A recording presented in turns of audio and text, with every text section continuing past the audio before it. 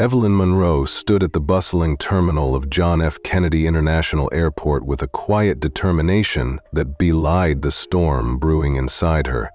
Clad in a well-tailored navy blue pantsuit and with her dark hair neatly tied back, she carried the weight of her dual identity. On one hand, a seasoned traveler with a fully paid first-class ticket for seat 3A, and on the other, an undercover federal auditor tasked with uncovering the ugly face of discrimination in air travel. The morning sun streamed through high glass panels, bathing the terminal's polished floors and busy corridors in a crisp light that did little to soften the palpable tension in the air. Every step she took was measured and deliberate, as if she were treading the fine line between the world of everyday commuters and the hidden realm of high-stakes justice. Evelyn's journey began with an unassuming grace. As she stepped off the escalator, her eyes fixated on the entrance to the jet bridge, she exuded a dignity that even the most skeptical onlookers could not ignore. Yet beneath that calm exterior, she braced herself for what was to come. A confrontation that would expose not only her own vulnerability, but also the sinister forces of racism and prejudice lurking behind the polished facade of modern air travel. Travelers milled about with their oversized suitcases and children clutched stuffed animals, creating a symphony of activity that contrasted sharply with the silent scrutiny aimed in her direction. When a few disapproving murmurs emerged, questioning her right to occupy a seat that had been reserved in advance, it was as if a foreboding wind had blown through the terminal, signaling the onset of a confrontation steeped in hostility and a long history of racial injustice. The atmosphere became charged as Evelyn navigated her way to the gate. The overhead signs and digital displays only heightened the sense of organized chaos within Terminal 8. Passengers in sharp business attire tapped away on their laptops, while families hustled and bustled in a coordinated frenzy. Amid this sea of activity, Evelyn's internal checklist was running like clockwork. In a quiet corner near a tall, imposing column, she reviewed the numerous internal memos she had painstakingly studied the previous night. Reports detailing subtle yet painfully regular incidents of harassment, humiliation, and outright discrimination experienced by travelers of color. Each word of those memos resonated within her as a solemn promise that she would not let these injustices remain hidden any longer. After clearing security without incident, her official credentials tucked away in a secret compartment of her purse, Evelyn made her way to Gate 23B. The large display overhead announced Flight AA-198 to Los Angeles, and as she approached, the meticulous organization at the boarding area struck her. An older couple in matching travel sweaters whispered to each other in a corner, exchanging furtive glances that hinted at an unspoken bias. Even the man's discreet side-eye as he glanced in her direction spoke volumes about the judgment that so many had cast upon her merely because of the color of her skin. To others, it might have been a passing remark, but to Evelyn, every look was an indictment of a system built on prejudice. It was a system she had vowed to expose, and that vow burned as fiercely within her as it did in the hearts of those who had endured similar indignities over the years. When the time for boarding finally arrived, a chill seemed to settle over the area. The gate agent, a woman with meticulously arranged features and a hairstyle that screamed corporate efficiency, stepped forward with a stack of paperwork and a microphone that crackled softly with static. Evelyn, with her head held high and her heart pounding, advanced to the front of the line, her boarding pass and identification in hand. There was an undercurrent in the gate agent's gaze, a scrutiny that was anything but random. As she took in the details of Evelyn's travel documents, her expression shifted from a benign smile to one of icy determination, as if the very sight of Evelyn's name on the boarding pass had triggered a series of calculated suspicions. At first, the exchange was polite, almost rehearsed. The agent confirmed Evelyn's seat 3A in the exclusive first-class cabin, with a clinical tone that belied the tension simmering beneath the surface. Yet the moment of apparent acceptance was shattered when the agent's smile abruptly froze upon realizing the zone designated on Evelyn's boarding pass. In a voice that dripped with barely concealed disdain, The agent questioned Evelyn once more, demanding to see her identification again. Evelyn's heart raced as she handed over her driver's license, the familiar plastic card a silent testament to her right to be where she was. But the agent's eyes, dark and unyielding, lingered too long on the details of the document, as though searching for any inkling of a discrepancy that might justify a mistake. With each second that ticked by, the murmurs of onlookers grew louder, their whispers blending into a chorus of judgment that cut through the ambient noise of the terminal. Within moments, the situation escalated dramatically. As first-class boarding was finally announced, Evelyn found herself torn between her desire for a quiet flight and the determination to stand her ground. She stepped forward, ticket in hand, only to be intercepted by a cascade of bureaucratic hostility. The previously courteous gate agent now spoke with a rigid authority that left no room for negotiation. A recalibration of the flight's seating assignments had been suddenly declared, a sudden twist of fate that reared its ugly head in the form of a double booking claim. Evelyn's insistence on her legal right to occupy seat 3A was met with a scathing, emotionless rebuke that made it clear she was to be relegated to economy class, condemned to endure humiliation in an environment where every detail, from the cramped seats to the diminished legroom, spoke of substandard condition. In that moment, as she tried to explain that her reservation was incontrovertible and that no prior announcement had been made regarding any seat changes or equipment modifications, it became unmistakably clear that this was about far more than a scheduling error. It was a deliberate act of racial discrimination. The agent's tone grew harsher with each word, and the indifferent flight attendant beside her added to the chorus of unwarranted authority. They insisted that Evelyn abandon her rightful place in first class for the sake of a premium passenger's convenience, a claim that had no basis in the documented policies of any reputable airline. All the while, the other passengers watched with a mix of curiosity and thinly veiled contempt, as if they were witnessing a spectacle rather than a grave injustice. Despite the oppressive air of indignity, Evelyn's spirit refused to be crushed. Her eyes, a mirror of quiet resolve and unspoken pain, scanned the faces of those around her. The silver-hailed gentleman across the aisle, the older couple now seated a few rows ahead, and even the woman in stylish sunglasses with her designer bag all bore expressions that betrayed a conflict between empathy and the rigid adherence to social hierarchies. For Evelyn, the incident was not merely an inconvenience. It was a rallying cry against a pernicious system that had targeted her for far too long. It was at that moment that she resolved to make her stand, even if it meant risking everything. By challenging the status quo, "I have a fully paid first-class ticket," Evelyn declared firmly, her voice steady despite the tumult raging within her. "If there's an issue, I'd very much like to see the documentation or speak with a supervisor." Her tone was neither aggressive nor meek. It was an appeal for justice, cloaked in the polite firmness characteristic of someone who had weathered many storms but refused to yield. The gate agent's expression darkened further, the faint flush on her cheeks betraying a hint of panic that her authority might be challenged. "We are the authority here," she snapped coldly, her words echoing in the charged silence that had befallen the cabin. "You can either move to economy or catch another flight." It was an ultimatum, delivered with a confidence that masked a deep-seated insecurity, a fear that the truth might disrupt the carefully maintained facade of privilege. As Evelyn's pulse quickened, she sensed that this confrontation was only the beginning of a battle that had been raging behind the scenes for decades.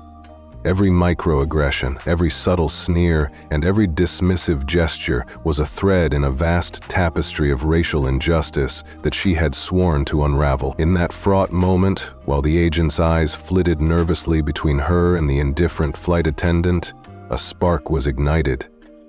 A spark of defiance that would soon engulf the entire situation in a blaze of retributive fire. Evelyn knew that her plight was not merely personal, it was emblematic of countless other stories of marginalization and cruelty that had been swept under the rug. And as she stood there, her figure resolute against the tide of derision, She made a silent vow that if fate forced her into the cramped confines of economy class, then she would not go quietly into the night. Instead, she would marshal every ounce of her inner strength and expose the depths of the system's corruption. The chilly breeze of injustice that had settled over the jet bridge soon turned into a roaring tempest. A man in a crisp business suit, standing just behind her, passed the agent with barely a glance, his boarding pass accepted without the slightest scrutiny. Another well-dressed woman, complete with designer sunglasses and an air of entitlement, moved forward smoothly, her every step a testament to a system that favored her type. In stark contrast, Evelyn was left to face a barrage of humiliating reassurances that resonated not with the warmth of hospitality, but with the icy sting of discrimination. Her heart pounded as she tried to hold on to the sliver of hope that perhaps a fair-minded supervisor would soon intervene. Instead, the agent's eyes narrowed into a glare that conveyed both contempt and a desperate need to assert dominance, as if Evelyn's very presence was a threat to an established order that had existed long before any of them had stepped foot in the terminal. Minutes later, as she was finally ushered into the narrow confines of the first-class cabin only to be interrupted by yet another wave of authority, Evelyn's hope began to waver under the crushing weight of injustice.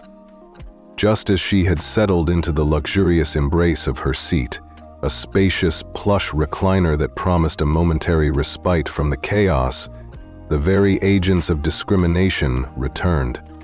The same steely gaze and dismissive tone that had marked their earlier encounter re-emerged with renewed ferocity. The gate agent, her voice now sharp as a razor, announced that due to a double booking for a premium passenger, Evelyn must relinquish her rightful seat and move to coach.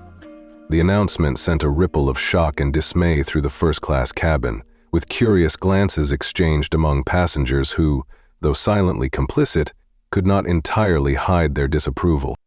In that charged moment, every detail of the confrontation was amplified, a bittersweet symphony of indignities that ranged from the overt to the subliminal. Evelyn's pulse raced as she grappled with the dual sensations of intense humiliation and a burning desire for vindication. Her mind raced with memories of past encounters in which she had been repeatedly made to feel lesser simply because of the color of her skin, and every scar left by those experiences only deepened her resolve. While the rest of the cabin absorbed the shock in a subdued murmur, Evelyn's eyes met those of an elderly woman across the aisle. A lady of about 65 years old, with kind yet sorrowful eyes, who seemed to silently plead for justice on behalf of all those who had suffered in silence. It was a look that resonated with the timeless struggle against oppression, a struggle that was now reflected in every line on Evelyn's face, every determined step she took, and every measured word that she spoke. Despite the mounting evidence of racial bias and the agent's brazen defiance, Evelyn refused to retreat. With a calm that belied the turmoil inside her, she challenged the gate agent's authority. "I must insist on speaking with a senior official, someone who can explain this discrepancy," she said, her voice resonating with both dignity and the resolve to reclaim what was rightfully hers. The agent's eyes flashed, a malignant glint betraying her inner rage, and her thin smile quickly vanished. "We have already made our decision," she replied curtly, her tone dripping with an arrogance born of privilege. "Your seat is needed for someone who is more appropriate for first class." The term hung in the air like a poisoned arrow, a stark reminder that this was not merely an error in reservation, but a calculated act of prejudice, one that aimed to strip Evelyn of her dignity and enforce the boundaries of an outdated social order. For a long, agonizing moment, the cabin was suspended in a tense silence, broken only by the soft hum of the air conditioning and the distant murmur of passengers digesting what was unfolding before them. Evelyn felt a deep, searing pain, an emotional wound inflicted by the subtle, insidious cruelty of racism. Yet within that pain, a new determination was being forged. A determination that would one day bring about a retributive justice so monumental It would leave every observer gasping in astonishment. This was not a simple request for a change in seating. It was a bold declaration against a system that had long tolerated discrimination and allowed the powerful to trample on the rights of those deemed unworthy. In the depths of her heart, Evelyn knew that this confrontation, as humiliating as it was, would be the catalyst for a vengeance that was destined to shake the very foundations of the airline industry. Her mind whirled with thoughts of retribution, a response so grand and sweeping that it would force every authority, every policymaker, and every critic of injustice to stand in awe. The idea of taking those who had wronged her, of exposing their treachery in a blaze of public fury, filled her with a fervor that bordered on the poetic. She envisioned a future where every passenger, regardless of their background, would be treated with the respect they deserved. A future where the scales of justice would finally tip in favor of the oppressed. And while that future seemed a long way off, in that precise moment, Evelyn understood that she was about to play her part in igniting a revolution against systemic discrimination. The conversation with the gate agent reached an impasse as the designated officials remained silent, unwilling to intervene in what they saw as an administrative error. Yet, beneath the surface of that impasse lay a simmering potential for chaos, one that Evelyn was poised to unleash. In a voice that trembled only slightly, she said, "If this is the way you treat passengers, then you haven't seen anything yet. I will document every detail of this injustice. When the evidence is laid bare, the truth will make it impossible for you to hide behind policies and procedures." Her words, calm yet laced with quiet fury, carried the weight of a promise that the era of silent suffering was drawing to a close. At that moment, as the final boarding call echoed through the cabin and the last vestiges of privilege seemed to hang in the balance, Evelyn Monroe's fate was sealed. The ensuing minutes promised not only a test of her resolve, but also the birth of a movement driven by the spirits of those who had been mistreated for far too long. In the gentle murmur of the first-class cabin, every passenger bore witness to the clash of two worlds, one that upheld the illusion of entitlement and one that demanded accountability and respect. It was a confrontation that, regardless of its outcome, would leave an indelible mark on everyone present. Though her heart ached with sorrow for every painful memory and every marginalizing gesture she had endured over the years, Evelyn knew that her struggle was not solitary. The silent nods of approval from a few perceptive travelers, the compassionate glimmer in the eyes of an elderly woman across the aisle, and even the hesitant expressions of remorse from those who had once turned a blind eye, all served as affirmations that justice, though delayed, would eventually come. In that moment of profound vulnerability, she resolved that even if she were forced into an economy seat that might confine her both physically and symbolically, she would not be broken. Instead, she would harness that energy into a campaign for change that would resonate far beyond the confines of that single flight. As the final act of that dramatic encounter unfolded, the gate agent's cold dismissal and the attendant's unwavering support for a flawed decision only deepened the chasm between good and evil. The agent's calculated cruelty, her blatant favoritism toward those who fit a narrow definition of worthiness, left Evelyn with a profound sense of pity for herself. A pity not born out of weakness, but from the recognition of the inherent injustice that plagued the system. Every protocol violated, every dismissive remark, and every subtle sneer was a reminder that the battle for equality was far from over, and that her moment of recompense was yet to come. In a voice that barely masked her sorrow and simmering rage, Evelyn concluded, "I have been overlooked, diminished, and marginalized for too long. This isn't just about a seat. It's about my right to be treated fairly and with dignity." Her declaration, delivered with the measured cadence of someone who had faced the worst that society could offer, reverberated through the cabin, capturing the attention of every onlooker. The raw emotion in her tone, the vulnerability intertwined with an unyielding resolve, cast a spell over the room, a promise that sooner or later the scales of justice would finally be set right. Looking around, she felt both the weight of a lifetime of indignities and the spark of a revolutionary spirit stirring within her.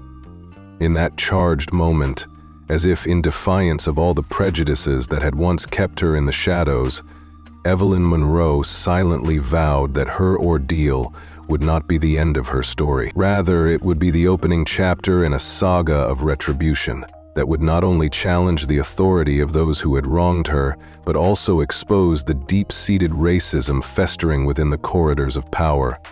And as she prepared herself for the inevitable trials ahead, every fiber of her being braced for a counterstrike that would be both resounding and breathtakingly just. It was then that the seeds of a grand transformation were sown. In the echo of her soft yet determined protest, every person present in that hallowed cabin felt the stirrings of a change long overdue, a change that would forever alter the dynamics of travel, of service, and of the very notion of respect. The injustice inflicted upon her that day was not an isolated incident, but the tip of a massive iceberg that had long remained unseen beneath the surface of polite society. And as the plane rumbled toward takeoff, its engines thrumming in anticipation of a long journey ahead, Evelyn Monroe's mind raced with plans not for mere reparation, but for a full-scale reclamation of dignity. A reclamation so grand that it would leave every onlooker, every administrator, and every casual critic utterly spellbound. In that unforgettable exchange, where every second bore the weight of history, and every word was a declaration of war against injustice, Evelyn found herself on the precipice of a new beginning. With each meticulously measured breath, she resolved to document every moment, to expose every detail of the callous disregard for a passenger's rights, and even if the immediate consequences of that confrontation forced her into an inferior seating arrangement, her true victory lay in the revelations that were soon to come, a cascade of evidence so explosive that it would force regulatory bodies, government officials, and even corporate executives to face the truth that had long been swept under the rug. For in the heart of that turbulent morning at JFK, while others merely witnessed a routine boarding procedure, Evelyn Monroe had ignited a spark. And that spark, nurtured by years of silent suffering and steeled by an unyielding desire for justice, promised to burst into a conflagration of accountability and retribution. It was not just her fight. It was the battle of every individual who had ever been belittled, overlooked, or judged solely by the color of their skin. And as the airplane's wheels finally lifted off the tarmac, leaving behind a trail of disturbed convention and the echoes of injustice, Evelyn's quiet resolve transformed into a roar that would resonate throughout the corridors of power. In that defining moment, when the injustice of being forced out of her rightful seat was laid bare for all to see, Evelyn Monroe silently vowed that her struggle was only the prologue to a magnificent upheaval. A reckoning was coming. A reckoning that would transform not just her own life, but also the lives of countless others who had suffered in silence. And while the pain of the past mingled with the determination of the present, one thing was abundantly clear. This was not the end of her journey, but the dramatic beginning of a battle that would change the narrative of discrimination forever. The first-class cabin, once a sanctuary of privilege for the few, had inadvertently become the stage for an act of defiance that promised to alter the course of history. And as Evelyn, with eyes that shone with a mix of sorrow, resilience, and unquenchable desire for justice, prepared herself to face whatever lay ahead, every soul in that cabin, whether complicit in indifference or silently supportive, could not help but feel the stirring of something monumental. It was as though each ticking second carried the potential for transformation, a turning point in an ongoing story of intolerance that, with Evelyn's intervention, was destined for a spectacular and awe-inspiring vindication. In that moment of confrontation on the jet bridge, the full weight of systemic prejudice and institutional malice was laid bare. Yet even as the agents of discrimination reveled in their temporary victory, a countercurrent of hope and righteous fury had begun to swell within Evelyn Monroe, and for those who had borne witness, a mix of elderly bystanders, compassionate strangers, and even the hesitant admittance of a few guilty souls, the promise was unmistakable. Change was coming, and it would be as bold, relentless, and transformative as the very spirit of justice itself. Evelyn's story on that fateful day was far from over. It was only the beginning of an epic struggle. A struggle that, though wrought with personal sacrifice and searing pain, would ultimately deliver a retributive blow so grand that it would leave both oppressors and supporters equally astonished. Her determination, forged in the fires of racial injustice and tempered by years of quiet endurance, was about to become the catalyst for an extraordinary response. And though her forced downgrade from first class to coach might have seemed like a minor setback in the grand scheme of travel, it was, in truth, the spark that would ignite an avalanche of accountability and retribution so powerful that the entire world would have to take notice. Thus, standing amidst the hushed whispers and furtive glances of that first-class cabin, Evelyn Monroe vowed that her long-festering pain would finally find its voice. The humiliation inflicted upon her that day was a wound that would not easily heal. Yet, it was that very wound that would, in time, metamorphose into a battle cry, a resounding declaration of dignity, retribution, and unyielding hope. And as the plane soared into the sky, carrying with it the promise of new beginnings and the imperishable spirit of those who dared to stand up against injustice, Evelyn knew in her heart that her fight, though arduous, was destined to reshape the very foundations of a society long content with inequity. In that singular, unforgettable moment, Evelyn Monroe transformed from a quiet observer into a warrior for justice, a warrior whose determined gaze and calm, deliberate words would later become a rallying point for all who had ever been oppressed by a heartless system. And though the flight ahead might be fraught with additional challenges, every mile traversed was a testament to her enduring resilience and the hope for a tomorrow where equality and respect were not just ideals, but lived realities for every traveler, every citizen, and every soul denied the dignity they deserved. Evelyn Monroe felt the sting of injustice deepen as she took in the unfolding scene. No sooner had she been forced from her rightful seat in first class than the tension in the cabin escalated into a drama of entitlement and blatant discrimination. Standing in the corridor between first class and coach, Evelyn observed a white passenger dressed in an immaculate suit with an expensive-looking watch glinting on his wrist, casually checking his phone as if he had a million better places to be. With a soft but determined tone, Evelyn asked him, "Excuse me, did you also book seat 3A?"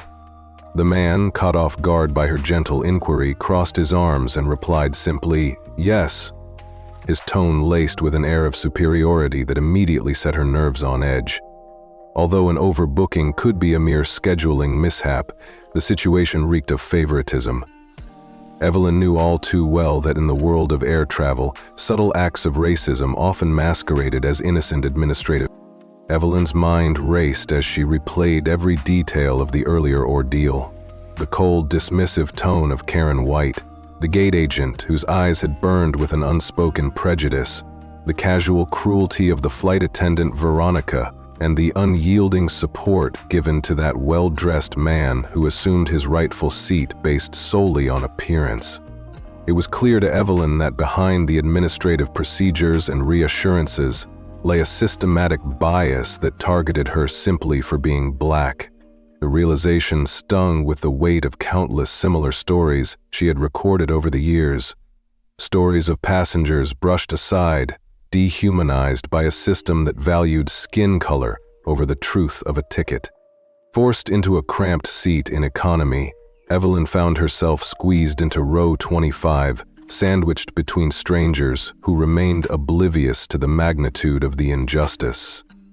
The overhead bin was so packed that she had no choice but to stow her bag several rows back, away from the chaos of her dislocated status. The man next to the window was entirely engrossed in his mobile game, and the woman on the aisle was busy rummaging through her purse, indifferent to the simmering storm that had just left its mark on Evelyn's spirit. Despite the physical discomfort of the economy cabin and the sting of betrayal that gnawed at her heart, Evelyn clung to her professional resolve like a lifeline. With a discreet glance at her phone, she recorded every detail: the flight number, the reassignment, the name on the gate agent's badge, Karen White, and even the tag on the flight attendant Veronica's uniform. In her mind, each recorded note was not only evidence of personal humiliation, but a rallying cry against a system that had, for far too long, taken for granted the rights of those it deemed inferior. Minutes later, as the aircraft began taxiing, a determined look crossed Evelyn's face. The hum of the engines became a background score to her internal monologue, a promise that she would transform this travesty into a historic moment of retribution. It was not simply a matter of a misplaced seat, it was an affront to her dignity and a microcosm of a larger systemic prejudice that demanded to be exposed. In the cramped confines of her economy seat, she fumbled with her tablet, scanning through official documents and previous passenger testimonies that echoed experiences strikingly similar to hers. The cabin around her buzzed with a mix of normalcy and latent tension. Some passengers dozed off, others flipped through in-flight magazines, and a few cast curious glances her way. Yet, beneath the facade of routine, Evelyn could sense that every whispered comment and every subtle head turn was imbued with silent judgment, a constant reminder that she was being marked as an outsider. Approximately 40 minutes into the flight, as Evelyn tried to piece together the tapestry of injustice around her, a ripple of murmured conversation swept along the aisle. Her attention was drawn to a tall, visibly agitated man in a pilot's uniform, missing only his jacket. And it wasn't long before she recognized him as Captain Richard Harding from the pre-flight information screen. Flanking him was Lords, the lead flight attendant, whose anxious expression spoke of concerns far deeper than a routine mix-up in seating arrangements. Their arrival by her row was no ordinary visit. It signaled that, even high up in the chain of command, questions were being raised about how her case had been handled. "Ms. Monroe, may we speak with you for a moment?" Captain Harding said with a measured politeness that barely concealed his concern. Evelyn rose slowly, careful not to disturb the sleepy passenger beside her, and followed the duo toward the small galley area behind first class. Shielded from prying eyes by a modest curtain, the trio's conversation began in low, deliberate tones. Captain Harding initiated the discussion by acknowledging the mishap. "I understand you had an issue with your seat in first class." His voice, though even, carried the weight of responsibility. Evelyn confirmed the allegation. Despite her confirmed ticket, she had been reassigned to economy because of a claim of double booking, a claim that made no sense at all to her. As she recounted the events, Evelyn noted with both frustration and quiet determination the names of those involved: the dismissive gate agent, the indifferent flight attendant Veronica, and others who had sprung into action only after the fact. It was precisely this cavalier attitude, this blind deference to appearances over rights, that enraged her. The captain's brow furrowed as he admitted, "Normally, if there's an overbooking in first class, we handle it before boarding so that the passenger who paid first or holds higher status gets priority. I'm trying to figure out why you were singled out." His tone, imbued with genuine regret, was a stark contrast to the callous manner in which the earlier decision had been executed. Lords added in a soft voice that they were prepared to make amends by offering her a seat in first class, seat 5 CE, with a sincere apology for the distress caused. For a fleeting moment, Evelyn considered the offer. After all, To return to first class would be to regain a part of the dignity that had been so abruptly stripped away. Yet, as her eyes met those of Captain Harding and Laura, she could not shake the lingering suspicion that this sudden corrective measure was less about fairness and more about smoothing over a potentially illegal, discriminatory act. "Thank you," she said, cautiously accepting the new seat, "but I do have concerns that I intend to address after this flight." The captain and Laura exchanged a troubled glance, their silence speaking volumes about the gravity of the situation. Before she could settle in her new seat, Evelyn's mind buzzed with the need to document every nuance of the interaction. She filed every detail with precision, from the captain's sincere yet perplexed expression to the furtive glances that Veronica, now appearing remorseful, cast in passing. In a final interaction that encapsulated the unresolved tension, Veronica approached with a service tray. "Ms. Monroe, I'm sorry if there was any confusion earlier," she said softly, as she placed a small snack basket on the center console. Evelyn managed a polite, if distant, smile in response, and when Veronica offered a complimentary beverage, she asked for a glass of champagne. A subtle test of the extent of the airline's courtesy. As Veronica hurried off, nearly colliding with a passenger, Evelyn tapped a note into her phone to record the incident, along with the details of Veronica's explanation, the supposed instructions coming from the gate agent. Deep inside, Evelyn's heart churned with conflicting emotions. Here she was, a woman who had endured yet another public humiliation, whose every reaction was now being scrutinized not just for evidence, but as a testament to how deep the roots of racial bias ran within the organization. She recalled other accounts of minority travelers who had been similarly disrespected, passengers in vibrant hues of cultural pride who found themselves repeatedly pushed aside under the guise of booking errors or technical glitches. The pattern was clear and damning. As the flight progressed, Evelyn's resolve hardened. Every glance, every whispered comment was fuel to the blaze of determination burning within her. She would not allow herself to be a silent victim. Instead, the humiliation of being bumped from a legitimately purchased seat would serve as the spark for a retribution that would shake the very foundations of airline protocols. At 23:13, another flight attendant, different from Veronica, appeared with a chilled flute of champagne to check if anything further was needed. Evelyn accepted the gesture with a measured nod, her smile polite but her eyes revealing the depth of betrayal and the promise of a counterstrike that would leave those responsible reeling. Every moment of the flight was now charged with the electricity of imminent justice. Evelyn Monroe's ordeal had evolved from a personal grievance into the opening act of a grand, unapologetic challenge to systemic racism and the establishment that allowed it to thrive. Even as she sipped the champagne and settled into the plush surroundings of her new first-class seat, her mind raced with plans to expose, document, and ultimately overturn a legacy of discrimination that had long gone unchallenged. And in that decisive moment, as the engines roared and the cabin lights dimmed to signal the onset of night flight, Evelyn resolved that her story would not remain confined within the narrow walls of a single aircraft. Instead, it would serve as the clarion call for a sweeping change, a revolution that would leave everyone watching utterly astounded by the might of retributive justice. Evelyn Monroe's journey was far from over.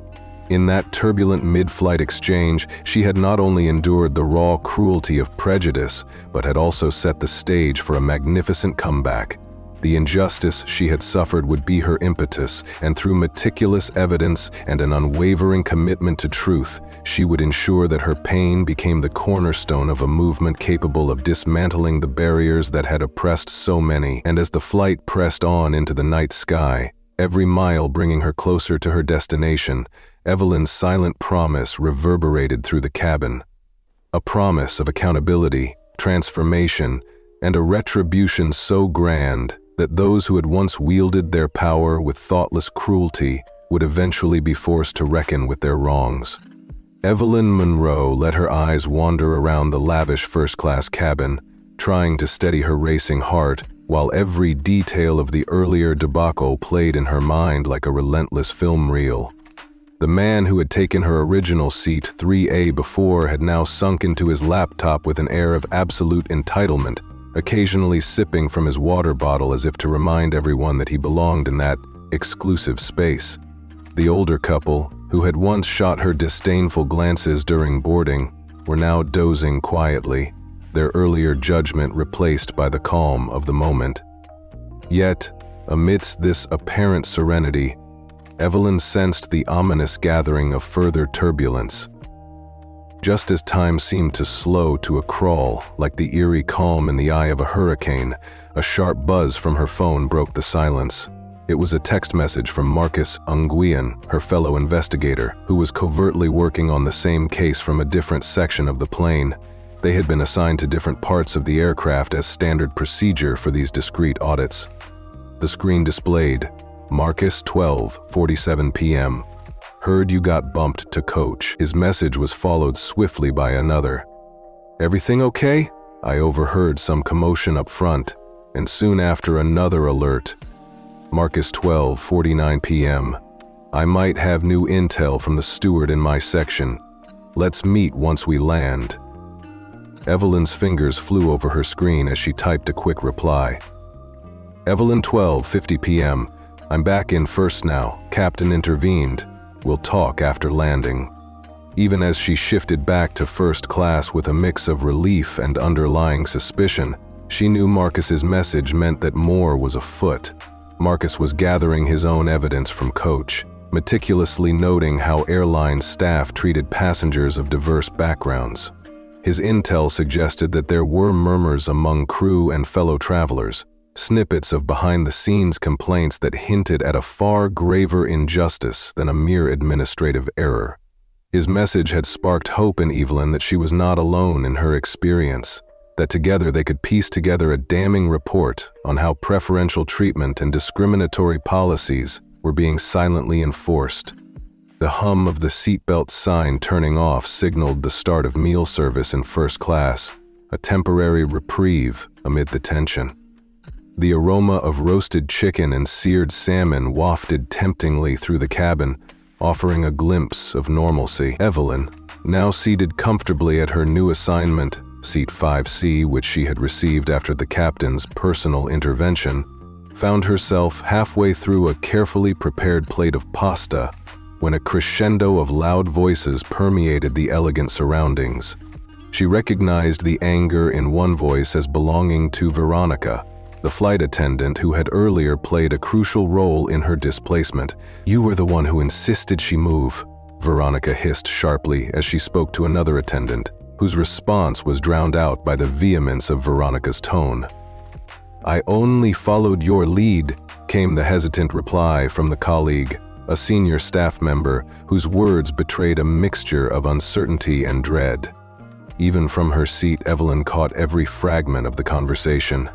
It was clear that the airline's staff, long aware that they had mishandled the seat assignment, feared the consequences of a formal complaint.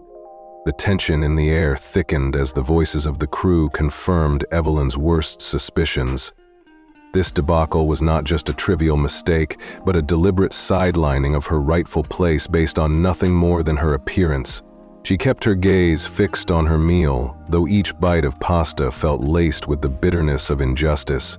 She knew that drawing attention to herself might force the staff into silence, but it also meant that every whispered conversation and every furtive glance was now indisputable evidence of a system steeped in discriminatory practices.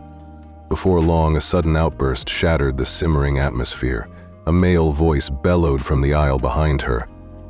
Don't you walk away from me, I want answers. Startled, Evelyn turned her head, only to see a passenger with disheveled hair and an oversized t-shirt glaring furiously at a flight attendant. His face was contorted in anger as he stormed down the aisle. I've been pressing the call button for 5 minutes. My wife needs help with an allergic reaction, and you're ignoring us, he roared, his voice echoing off the pristine walls of the cabin. In an instant, chaos erupted as passengers scrambled to see what was unfolding. Veronica rushed over in a flurry, her face awash with panic. The situation escalated rapidly. A fraught scene unfolded where the enraged husband pointed frantically at his wife, a woman slumped in her seat with a flushed, puffy face, and accused the crew of gross negligence. Evelyn's training kicked in instinctively, and without hesitation she unfastened her seatbelt and moved swiftly toward the commotion. When she arrived, the situation was dire. The woman's breathing was labored, and her lips had swollen alarmingly. Passengers formed a loose barrier, creating space for aid, as Evelyn quickly assessed the situation with the calm urgency learned from years of fieldwork. "What did she eat?" she asked urgently, eyes darting around for clues. The husband, his voice trembling with fear, managed to say that she was allergic to nuts. He recalled that she had become unwell about 15 minutes earlier, and insisted that if the meal was contaminated, it could be life-threatening. Evelyn's mind raced as she observed every detail. Time was of the essence, and she urged the flight attendants to call for medical help immediately. Scanning the overhead bins, she called out, "Does anyone have an EpiPen?" A man 2 rows ahead rose swiftly. "I have one in my bag," he declared, hastily retrieving it. At that moment, Veronica was scrambling to access the intercom to reach the captain. The urgency of the situation had transformed the cabin into a scene of controlled panic. "Is there a doctor on board?" "We have a medical emergency in row 6, came the strained voice of Veronica over the intercom. Within minutes, as if in a brief reprieve from the storm, the EpiPen was administered to the ailing woman. Her breathing eased ever so slightly, eliciting a collective sigh of relief from the gathered passengers. Although the crisis was stabilizing, the severity of the incident left an indelible mark on the atmosphere. The woman would still require medical attention upon landing, but for that fragile moment, there was hope. Yet, as the drama of the allergic reaction unfolded, another bitter undertone emerged. The husband's furious gaze landed repeatedly on the flight crew. "You nearly killed her," he shouted, his voice cracking with anguish. "She told you she was allergic and you ignored it. I was pressing the call button for so long. Why does nobody listen to the people in these seats?" His outburst reverberated powerfully across the cabin, exposing not only the immediate failure of duty but also the systemic neglect that infuriated many passengers. Whether the lack of responsiveness was driven by racism, classism, or an insidious apathy within the crew was the pressing question that Evelyn knew would fuel her investigation for months to come. After what felt like an eternity, the captain made an official announcement regarding the medical emergency, assuring everyone that paramedics would meet them at the Los Angeles gate. As calm gradually replaced chaos, the injured woman, now able to sip water and converse in soft, labored tones, became a symbol of a critical failure in passenger care. Her husband's glare, however, continued to burn, serving as a reminder that for some, the fight for respect and dignity was far from over. Evelyn returned to her new seat in first class, though the luxury of the plush recliner did little to soothe the turmoil churning inside her. The earlier dispute over her seat, combined with the lifeline of a medical emergency that had nearly spiraled into disaster, had further exposed the fractures in the system. She knew that in the formal report that would follow once the flight landed, both the discriminatory treatment she had endured and the neglectful handling of the medical crisis would serve as damning evidence of an institution teetering on the edge of systemic failure. As the cabin settled into a somber hush, the previously animated chatter died down, replaced by an undercurrent of shared apprehension.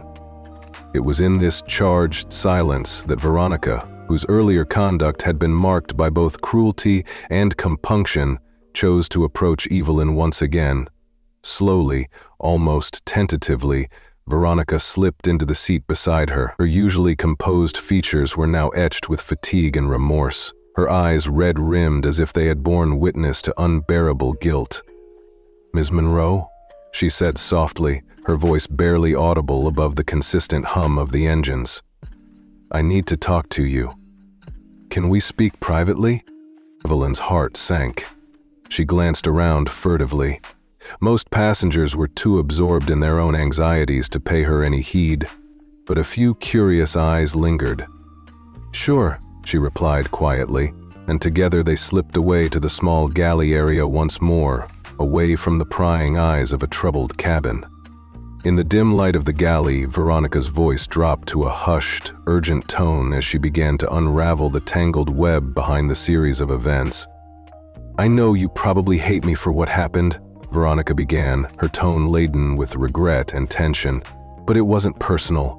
The gate agent insisted, and I was told to get you out of that seat because they said your ticket was flagged as fraudulent. They claimed you were on some kind of watch list." Veronica's words, though whispered, hit Evelyn like a physical blow. The idea that her name, her credentials, her very right to travel in first class could be questioned on the basis of suspicion and racial profiling was more than just an administrative error. It was a damning testament to deep-rooted systemic prejudice. Evelyn's stomach knotted as she absorbed every word. The notion of a watch list, of her being seen as an imposter in her own right, was both infuriating and heartbreaking. She had meticulously purchased her seat with hard-earned money, and the thought that someone in a position of authority would consider her unworthy based solely on the color of her skin was an affront too bitter to swallow. "Veronica, do you know why the gate agent would think my ticket was fraudulent? Did she provide any proof or reason?" Evelyn asked, keeping her voice measured despite the storm raging inside her. Veronica shook her head slowly, tears threatening to spill over. "No, Miss Monroe. She mentioned something about people trying to scam their way into these seats all the time, but nothing made sense when I compared it to your valid reservation. I was so shaken when the captain got involved. He was furious that you had been forced to move." It was in those stark, painful moments that Evelyn felt the full weight of her battle, not just for herself, but for every person who had ever been dismissed, discredited, or degraded by a system so callous that it would question their legitimacy based on appearance. Every injustice she experienced became the fuel for a slow-burning revolution inside her. "There it is," Evelyn murmured bitterly. "An implicit assumption that a black woman in first class must be trying to cheat the system." Her voice trembled with both anger and a resolute determination. Veronica's eyes, filled with regret and fear, darted away momentarily as she mustered the courage to speak again. I know I did what I was told, but I never wanted to hurt you. I feel awful. You must understand that I'm prepared to face the consequences if it means telling the truth." Evelyn's heart softened at the vulnerability in Veronica's tone, yet the enormity of the betrayal still stung like a fresh wound. "You're doing the right thing," she said reassuringly, though her tone was laced with an undercurrent of resolve that foretold of the retribution to come. "If you ever need to file a report or talk to someone in authority, I can give you the contact for the Department of Transportation's Aviation Discrimination Hotline. They handle cases like this." Veronica blinked, surprised by Evelyn's specific knowledge, but nodded slowly, murmuring her promise to do just that. They sat in reflective silence for what felt like an eternity until, about an hour before landing, the plane hit a sudden bout of turbulence. The seatbelt sign flashed on sharply, and the captain's reassuring voice came over the intercom, instructing everyone to remain seated.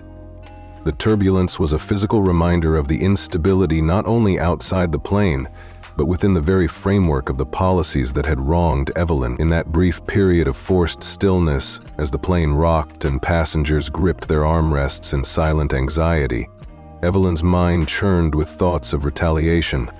Evelyn began to think about how she would transform this moment of deep personal humiliation into an act of grand retribution.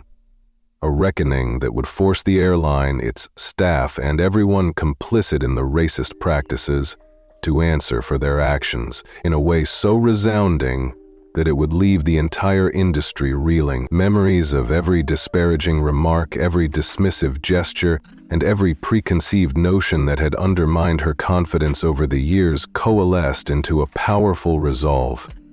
She envisioned a future where her testimony, supported by meticulous evidence from this flight, would not only hold the airline accountable but would serve as a beacon of hope and resistance for all who had suffered similar indignities.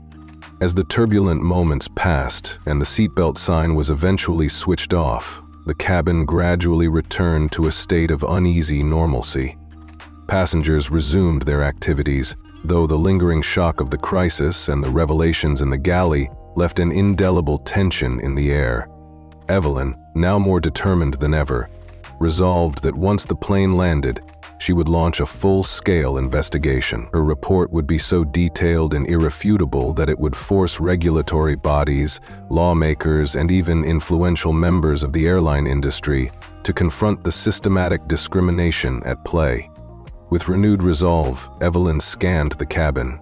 Her eyes caught glimpses of both overt and subtle cues of inequality. A white passenger adjusting his designer cufflinks as if it were a badge of superiority.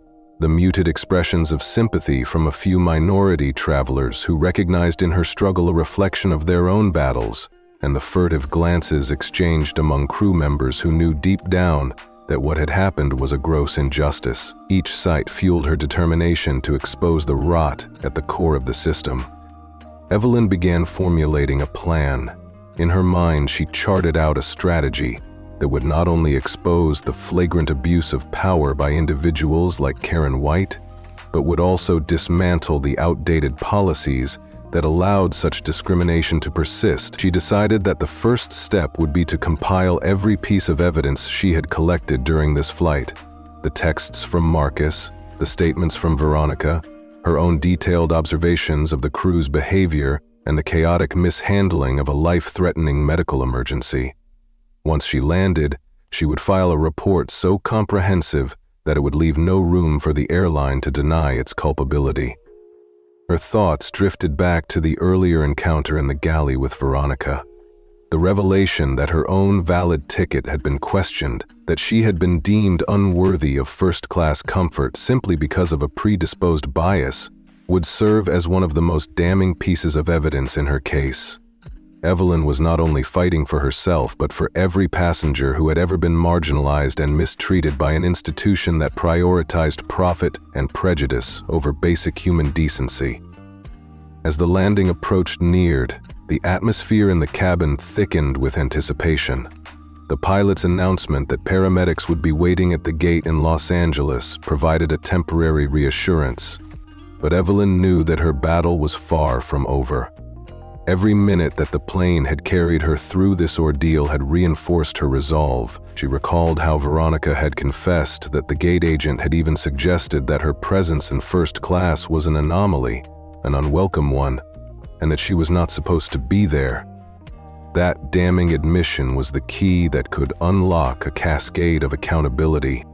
Evelyn's thoughts turned to the potential impact of her report. She envisioned a media storm, an outpouring of support from civil rights activists, outraged customers, and even regulatory scrutiny that would force the airline to institute sweeping reforms.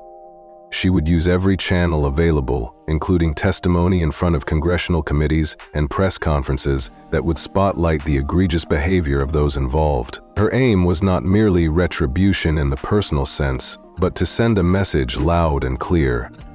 Discrimination, whether overt or covert, would no longer be tolerated in any form within the aviation industry. Soon the aircraft began its descent, the hustle and bustle of passengers gathering their belongings, the murmur of relief mingled with lingering anxiety, and the palpable sense of injustice shared silently by many created a bittersweet symphony of emotions. Evelyn sat back in her first-class seat, her earlier meal forgotten, her mind abuzz with plans for a confrontation that promised to be not just a personal victory, but a catalyst for a far-reaching revolution against discrimination. Veronica, still sitting by her side, lowered her eyes as the reality of the impending landing set in. In a quiet voice, laden with both regret and determination, she said, "Miss Monroe, I want you to know I am truly sorry for everything. I didn't have a choice, I was following orders. But I promise, from now on I will speak up. I will help you expose this, no matter what it takes." Evelyn placed a gentle hand on Veronica's, her own eyes hardening with resolve. "Thank you," she replied softly. Because once this flight lands, we're going to ensure that every single unfair action is brought into the light. We will make sure that this isn't just another story that gets swept under the rug. This is our chance to shake things up, to let everyone know that discrimination has no place in our skies." Veronica nodded, and for a brief moment, amid the impending din of landing gear and the chatter of excited, anxious passengers, an unspoken pact was sealed between them. They were no longer just a victim and a reluctant accomplice.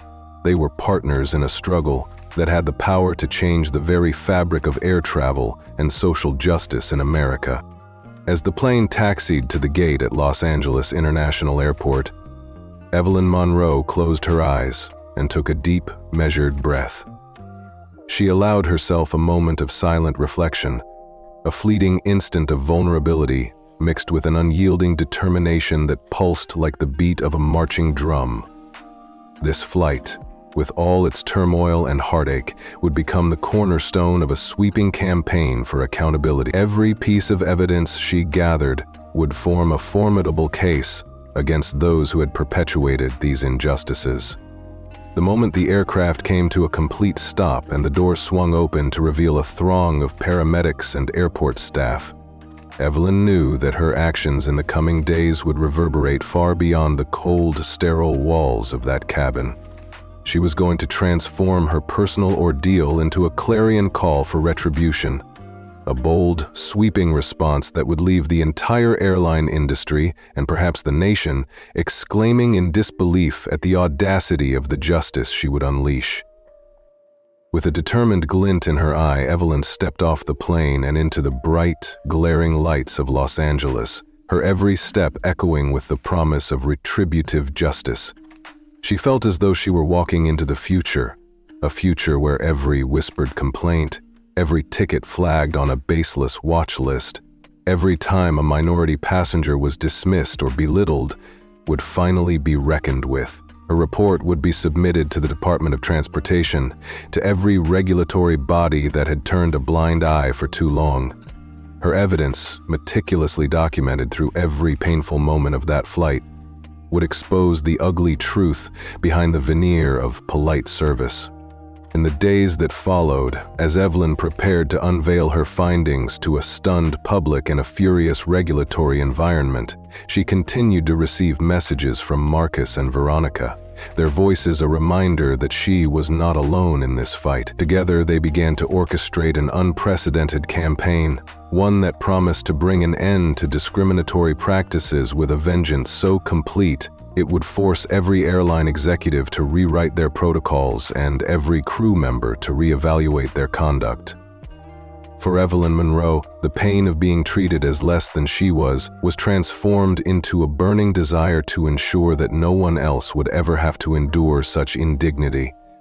Thus, as the sun set over Los Angeles and the first glimmers of a new day appeared on the horizon, Evelyn stepped forward as a warrior for justice, a woman whose quiet dignity had erupted into a force that would forever alter the course of aviation history.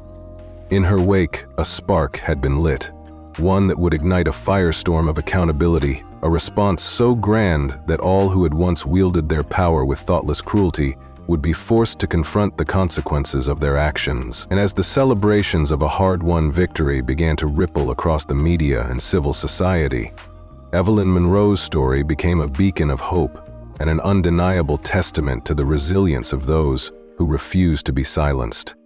Evelyn Monroe felt the violent rattle of trays and the ominous shake of overhead bins as turbulence suddenly engulfed the aircraft. Across the aisle, the plaintive wail of a baby pierced the chaos, sending a shiver down her spine. In that disorienting moment, every detail of her journey, from the unjust seat reassignment and the brazen racial assumptions of the gate agent to the life-threatening mishandling of a medical emergency, swirled in her mind like a storm of injustice. Evelyn could almost recite the final report in her head: blatant discrimination, a callous disregard for passenger safety, and a system failing to protect the most vulnerable. As the flight attendants scrambled to strap themselves into their jump seats, abruptly halting any semblance of calm conversation, Evelyn's thoughts turned inward. She recalled every damning bullet point that now painted a systemic failure. The inconsiderate act of pushing her out of first class, the careless instructions that had left a woman battling an allergic reaction, and the furtive whispers that suggested her very presence in that cabin was deemed a threat by those in power. When the turbulence finally eased, the pilot's announcement that they were beginning their descent into Los Angeles provided little comfort. Instead, it underscored the precarious state of a system that had already failed her and many others. In the final rush of the flight attendants as they rushed to complete cabin checks, Evelyn's observant eyes caught sight of Carla, the older flight attendant who had been conspicuously absent since the allergic reaction debacle. Carla emerged from behind a curtain looking disheveled, her uniform rumpled as she hurriedly took a seat in the jump seat at the front of first class. She avoided eye contact with the passengers, as though the memory of the earlier events had left her internally fractured. Evelyn caught a snippet of a hushed conversation between Carla and another attendant strapped in beside her. Carla muttered, "I am not taking the fall for that gate agent's nonsense." To which her companion replied, "Just do your job, Carla. We will sort this out on the ground." These words, fleeting yet potent, confirmed for Evelyn that not everyone among the crew was blind to the injustice unfolding, and it only deepened the fissure between those complicit and those with even a hint of remorse. Soon, the plane landed smoothly at Los Angeles International Airport. Paramedics hurried on board to render aid to the woman who had suffered from the allergic reaction. Her husband, his face a canvas of gratitude mixed with lingering anger, assisted her into a wheelchair. A few passengers clapped politely, relieved that the immediate crisis was under control, though the overall mood was far from celebratory. Evelyn gathered her belongings while carefully observing the disembarkation process, her mind still processing the cascade of events that had so brutally exposed the system's flaws. As she passed by the cockpit door, Evelyn noticed Veronica, the flight attendant who had earlier tried to justify the move from first class, conferring with the captain. Moments later, Marcus materialized from the economy section with a grave expression.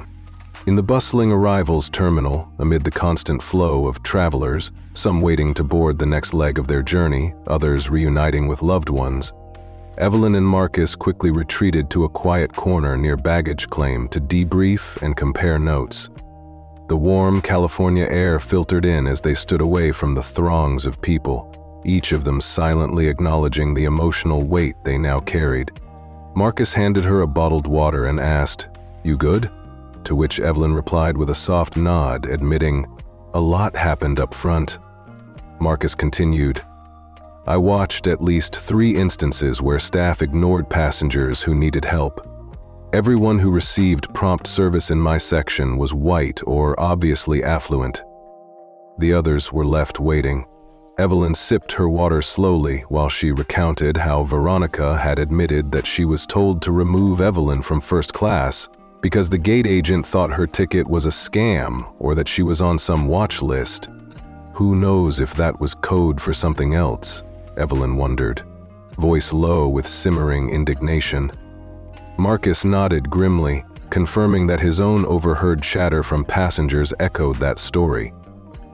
As the conversation continued, their words mingled with the ambient sounds of arrivals. Evelyn's gaze swept over the crowd, taking in the sight of a man in a sharp suit, suspected to be an airline manager, standing with folded arms near the flight crew, waiting for a briefing on the incident. She weaved through clusters of travelers until she reached a less congested area by the baggage carousel where Marcus had already settled. Their discussion turned from recounting events to planning the next steps. "We file the report under our official credentials," Evelyn declared with a surge of clarity. "We escalate this to the Department of Transportation's Enforcement Division and recommend a formal inquiry. This flight alone has enough evidence of multiple violations to force change." Marcus agreed, and together they resolved to compile every detail, every intercepted conversation, and every piece of evidence to make their case unassailable. While they waited for their luggage, Evelyn spotted Carla again, this time strolling past with a rolling suitcase. Her posture was tense, her eyes darting about as though she dreaded any confrontation. Seizing the moment, Evelyn approached her in a measured, calm voice. "Excuse me, Carla," she said, ensuring her tone remained firm but devoid of overt anger. Carla turned, and in that moment a flicker of recognition and dread flashed in her eyes. Evelyn continued, "I just wanted to let you know that I understand the gate agent pressured the cabin crew, but I will be filing an official complaint about the seat incident." Her voice carried the weight of authority and the sorrow of countless wrongs inflicted upon her and others. Carla hesitated, then defensively murmured, "I was just told your seat was a mistake. We do get scammers sometimes, and I was just following orders." Marcus, who had been listening from the side, stepped forward and interjected calmly, "You were so concerned about a scammer that you kicked a paying passenger out of first class without any offer of compensation or a proper explanation." The accusation hung in the air, and Carla's face contorted in discomfort as she muttered, "You don't understand. The gate agent said you were an unauthorized occupant. They get stowaways sometimes." Evelyn fixed her with a steady gaze and replied, "I had a valid boarding pass and ID. There was no reason to suspect anything other than your own prejudiced assumptions." Carla's eyes widened and she turned away, attempting to escape the inevitable confrontation, but Evelyn pressed on, her voice unwavering. "Along with the complaint, I am also an investigator from the Department of Transportation. My colleague and I will include your statement in our official report. Do you wish to add anything now or remain silent?" For a moment, time seemed to slow as Carla's mouth fell open. Then, with tears welling in her eyes, she whispered, "I had no idea. I was just following instructions. Please, you have to believe me. I don't want to lose my job." Marcus's voice, soft yet encouraging, chimed in. "Honesty might actually help you, Carla. Blaming the gate agent or hiding the truth won't change anything." Carla nodded, tears streaming down her cheeks as she muttered her remorseful agreement before turning and disappearing into the crowd. Later that evening, in the relative quiet of her room at the Westin Bonaventure Hotel in downtown Los Angeles, Evelyn slumped onto the king-size bed with her laptop balanced on her knees. The sprawling city lights that twinkled through the floor-to-ceiling windows barely registered as she methodically typed up the day's notes. Every moment from her arrival at JFK to the final conversation with Carla was documented with painstaking detail. A sudden knock on the door interrupted her focus. Peering through the peephole, she saw Marcus standing there with a somber expression and a small pizza box under his arm. Opening the door, she welcomed him in with a tired smile, grateful for the modest comfort. "Figured you hadn't eaten," he said quietly as he handed her the box. In that quiet moment, Evelyn Monroe realized that her personal struggle had grown into a battle for accountability that would reverberate far beyond that single flight. Every piece of evidence she gathered, the initial humiliation, the crew's covert admissions, and the systemic negligence in the medical emergency would stand as a testament against discrimination in the airline industry. Her report would not only challenge the status quo, but would serve as a beacon of hope for every individual who had ever been treated as less than human. As the night deepened in Los Angeles, Evelyn continued to compile the day's notes. Her determination was unyielding, and as she prepared to send the preliminary report to the Department of Transportation in the early hours of the morning, she promised herself that this would be a turning point, a moment when the abuses of power and the prejudice festering within the industry would finally be brought to light for all to see. Evelyn Monroe felt a renewed fire as the turbulent final moments of Flight AA1198 faded into history. Trays rattled, the baby cried, and chaos reigned during the last minutes of descent into Los Angeles. Yet amidst that storm, every injustice had crystallized into undeniable evidence. In the conference room, facing regional managers Joseph Peterson and Andrea Lee, Evelyn and her partner Marcus laid out a damning dossier of discriminatory practices, botched medical responses, and biased actions that stripped her of her rightful seat. All orchestrated by the hateful gate agent Karen White and complicit crew members. As they pressed for accountability, The manager's guarded smiles gave way to grim resignation. A final email with the urgent subject, "Possible pattern of discriminatory practices," was sent before turning off the lights at her hotel. Later, as Veronica, once fearful and now courageous, recounted how Karen branded Evelyn an unauthorized occupant, every word seared with the truth. The fallout was swift. A multi-million-dollar fine, mandatory diversity training, and firings that sent shockwaves through the airline industry. Stepping into Chicago O'Hare with her head held high, Evelyn smiled at a passing gate agent who no longer doubted her worth. Her battle had ignited a movement, proving that even a single moment of injustice can kindle change that transforms society.